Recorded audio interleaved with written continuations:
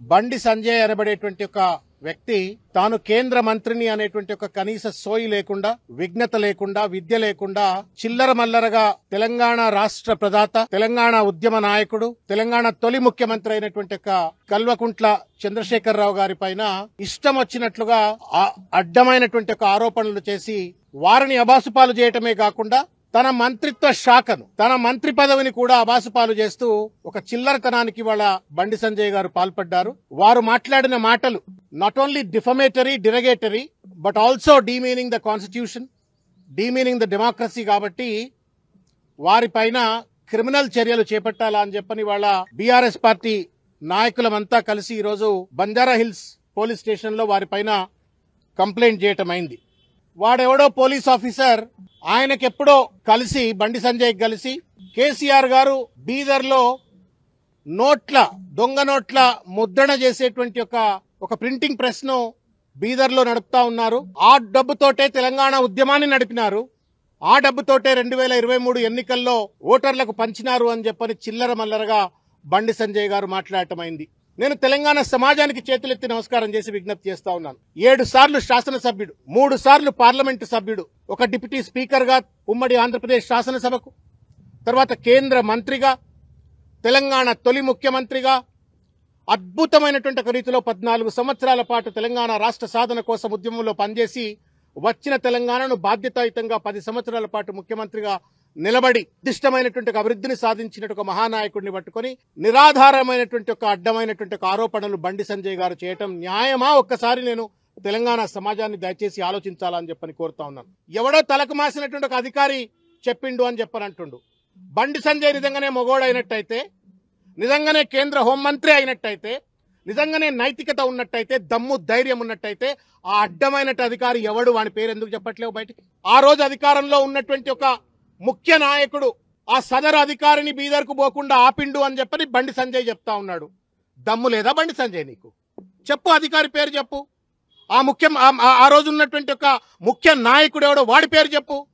వాడి పేరు చెప్పవు, వీడి పేరు చెప్పవు. అడ్డమైనటువంటి ఒక వెధవ లెక్కను ఇష్టం వచ్చినట్లు ఇవాళ కేసీఆర్ గారి పైన నిరాధారమైన ఆరోపణలు చేస్తే న్యాయమా బండి సంజయ్ అని చెప్పని ఇవాళ నేను ప్రశ్నిస్తా ఉన్నాను. ఇవాళ దేశ అంతర్గత రక్షణకు బాధ్యుడైనటువంటి ఒక హోంశాఖకు మంత్రిగా ఉండి కుక్కతో ఒక గుండ్రాయి కట్టినా చక్కగా కాదన్నట్టుగా ఇవాళ బండి సంజయ్ గారు వ్యవహరిస్తా ఉన్నారు. ఎలుకతోలు ఎంత ఉతికినా నలుపే గాని తెలుపు కాదు అన్నట్టుగా ఇవాళ బండి సంజయ్ గారు వ్యవహరిస్తా ఉన్నారు.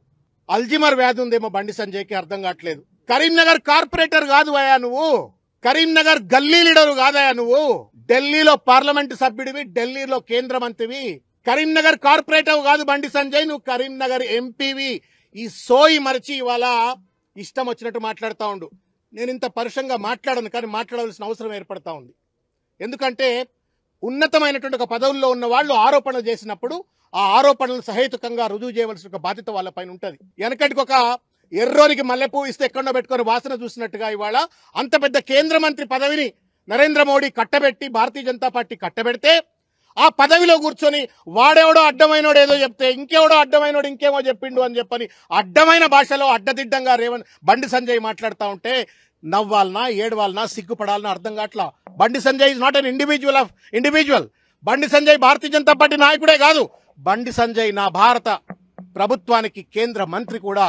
ఒక మంత్రి హోదాలో ఉండి తెలంగాణ తొలి ముఖ్యమంత్రి, ఇవాళ శాసనసభ్యుడు, leader of the opposition, Telangana జాతిపిత కేసీఆర్ పైన ఇష్టం వచ్చినట్టు ఆరోపణలు చేస్తూ ఉంటే సిగ్గు శరం లేదా బండి సంజయ్ నీకు? అసలు నువ్వు లా చదువుకున్నావా?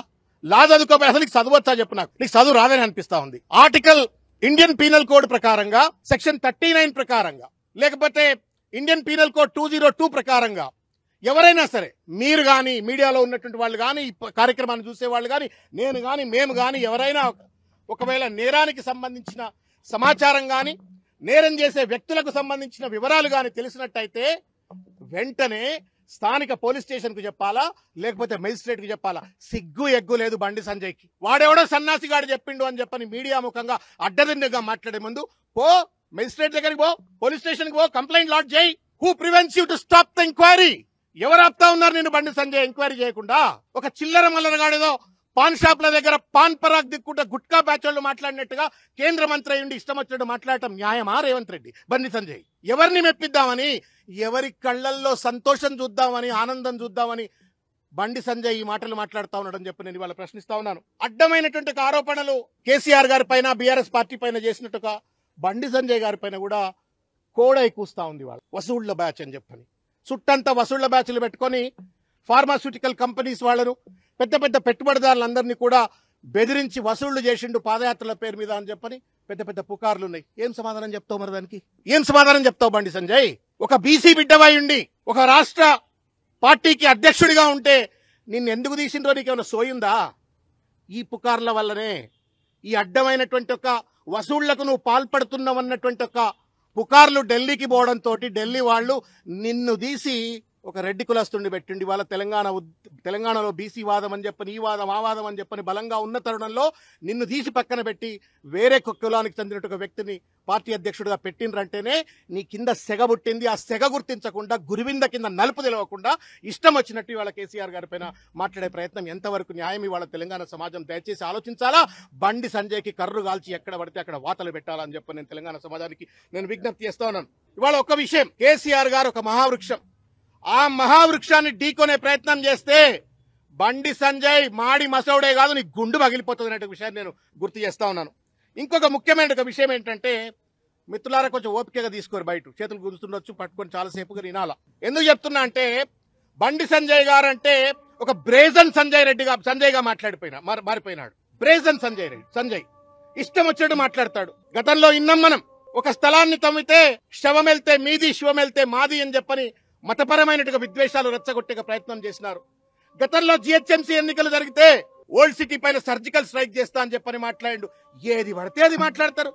అరే, అధికారంలో ఉన్నాం, ఔదార్యం కలిగినటువంటి ఒక రాజకీయ పార్టీలకు అధ్యక్షులుగా వ్యవహరిస్తున్న మన కనీస విఘ్నత లేకుండా ఏది పడితే అది మాట్లాడి వాళ్ళ తగుదునమ్మా అని చెప్పని వాళ్ళ తెలంగాణ జాతిపిత అయిన కేసీఆర్ గారి పైన అడ్డమైనట్టు ఆరోపణలు చేసినావు. నేను ఒక ప్రశ్నిస్తా ఉన్నాను బండి సంజయ్, తెలివి సన్నాసి వినడానికి నిదర్శనం.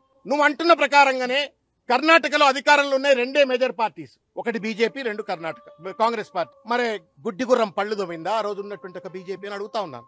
Why is that your home minister could not take any action? ఎందుకు మీరు ఆ రోజు హోమ్ డిపార్ట్మెంట్ లో, కర్ణాటక పోలీసు వాళ్ళు, బీదర్ లో ఒకవేళ మీరు అన్నట్టు ప్రింటింగ్ ప్రెస్ ఉంటే why is that they could not take any action against it? ఎందుకు దాన్ని ట్రేస్ చేయలేకపోయినరు? ఆ సన్నాసిగాడు ఎవడో చెప్పినాడు, వాడెందుకు కర్ణాటక పోలీస్ డిపార్ట్మెంట్ కి ఎందుకు వివరాలు ఇవ్వలేక పరిస్థితి ఏర్పడ్డది?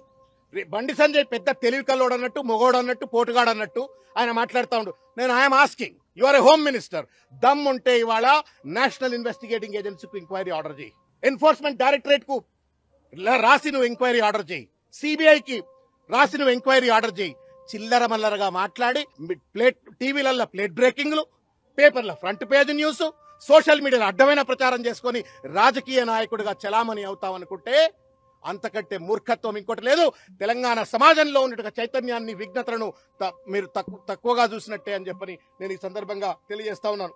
నేను ఒక విషయం, ఇంకొక ముఖ్యమైన విషయం నేను చెప్పదలుచుకున్న మీడియా మిత్రులారా, రేవంత్ రెడ్డికి కోవర్ట్గా ఇవాళ బండి సంజయ్ పనిచేస్తా ఉన్నాడు. ఆ వెనుకడోడు మర్డర్ బావ కళ్ళల్లో ఆనందం కోసం నేను షూట్ చేసిన అని చెప్పని అందంగా నేను టీవీ 9లో విన్నా. ఇవాళ రేవంత్ రెడ్డి కళ్ళల్లో ఆనందం కోసం ఇవాళ కేసీఆర్ గారి పైన దాడి చేస్తా ఉన్నాడు. మెడకాయ మీద తలకాయ ఉన్నాడు ఎవడన్నా. ఇవాళ అధికారంలో లేరు కేసీఆర్ గారు. 15 నెలలు 16 నెలలు అయిపోయింది, అధికారంలో లేరు, ప్రతిపక్షంలో ఉన్నారు. ప్రతిపక్షంలో నాయకుడి పైన బండి సంజయ్ మాట్లాడతాడండి? ఎవరి మీద మాట్లాడాలా? రేవంత్ రెడ్డి మీద మాట్లాడాలా? రేవంత్ రెడ్డి ఇవాళ దివాలాకోరు రాజకీయంతో, దివాలాకోరు పరిపాలనతోటి, ఫైనాన్షియల్ బ్యాంక్రప్సీలో ఉంది, గవర్నెన్స్ లో ఫెయిల్యూర్ ఉంది, మొత్తం ఆగమాగమై ఉంటే ఆ తప్పులను ఎత్తి చూపెట్టాలా? ఇచ్చిన వాగ్దానాలను అమలు చేయకుండా మోసం చేస్తున్న ప్రభుత్వాన్ని ఎత్తి చూపెట్టేది పోయి తగుదునమ్మా అని చెప్పని నువ్వు కేసీఆర్ గారి పైన, బీఆర్ఎస్ పార్టీ పైన దాడి చేస్తున్నావు అంటే నువ్వు ఎవరి పాట పాడుతా ఉన్నావు బండి సంజయ్ చెప్పు. ఎవరి కళ్లల్లో సంతోషం కోసం నువ్వు కేసీఆర్ గారి పైన దాడి చేస్తా ఉన్నావు? By criticizing KCR, do you really win the souls of Telangana? No, కాదు. నువ్వు రేవంత్ రెడ్డి సంతోషం కోసం చేస్తా ఉన్నావు. ఎందుకు చేస్తా ఉండవు అది కూడా చెప్తా. మీకు అనుకుంటున్నది ఆయనకి ఈయనకేం సంబంధం? ఈయన బీజేపీ కదా, ఆయన కాంగ్రెస్. కేవలం రేవంత్ రెడ్డి పుణ్యమా అని చెప్పని నాకు మిత్రుడు Velchala Rajender, very close friend of mind, మేము ఇద్దరం ఒకటేసారి రాజకీయాల్లో కలిసి ప్రయాణం చేసినాం 2009లో పార్లమెంట్గా. అప్పుడు కూడా పోటీ చేసిండు వెల్చాల రాజేందర్రావు అని చెప్పని. ఇవాళ కాంగ్రెస్ ఎంపీ, ఆయన ప్రజారాజ్యం పార్టీ ఎంపీ. బలహీనమైనటువంటి అభ్యర్థి, మంచోడు, ప్రాబల్యం కలిగినటువంటి ఒక నాయకుడు, కానీ బలహీనమైన వ్యక్తి. బలమున్నోడిని పక్కన పెట్టి బలహీనమైన వ్యక్తిని పెట్టి బండి సంజయ్ ఇంకా చాలా మంది 4-5 బీజేపీలో గెలిపించిండు రేవంత్ రెడ్డి. కృతజ్ఞతగా ఇవాళ పోయి సంకనాక్కో, మాకేం సంబంధం లేదు, మా మీద ఎందుకు ఎగబడతా ఉన్నావు? మా కేసీఆర్ గారి పైన ఎందుకు ఎగబడతా ఉన్నావు? న్యాయమా బండి సంజయ్? ఇది తెలంగాణ సమాజం దయచేసి ఆలోచించాలని చెప్పని కోరుతున్నా. నేను మీడియా మిత్రులను కూడా దయచేసి కేర్ఫుల్గా అబ్జర్వ్ చేయండి. ఆయన స్టేట్మెంట్లో ఏమంటాడు, కేసీఆర్ గారు చేసిన అప్పుల వల్ల భూములమ్మి వాళ్ళ జీతాలు కట్టాల్సి వస్తుంది అని చెప్పని రేవంత్ రెడ్డికి కితాబిచ్చి రేవంత్ రెడ్డి చేస్తున్నటువంటి ఒక భూములు అమ్మే భాగోతాన్ని జస్టిఫై చేసే ప్రయత్నం చేస్తా ఉండు. ఏం జరుగుతుందో దయచేసి ఇక్కడ నుండి 40,000 కోట్ల రూపాయల భూములు ఇవాళ హెచ్సియు దగ్గర ఇవాళ అమ్మకానికి పెట్టిండు రేవంత్ రెడ్డి. 40,000 కోట్ల రూపాయలు. అది 20,000 అమ్ముతాడా, 20,000 కోట్లకు అమ్ముతాడా, అమ్మే అంటే ఎంత కమిషన్ దొబ్బుతాడో ఇక దేవునికి ఎరక, తర్వాత ముచ్చట.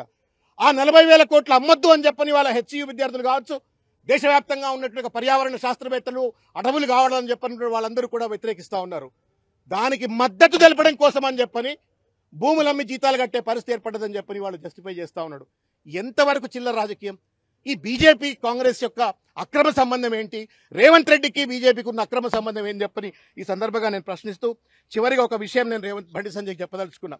ఆర్టికల్ సిఆర్పిసి 39 ప్రకారంగా, బిఎన్ఎస్ఎస్ 173 ప్రకారంగా, 202 ఆఫ్ ఐపీసీ ప్రకారంగా ఎవరికైనా every person aware of the commission of or of the intention of any person to commit certain offences is legally bound to inform the nearest magistrate or police officer.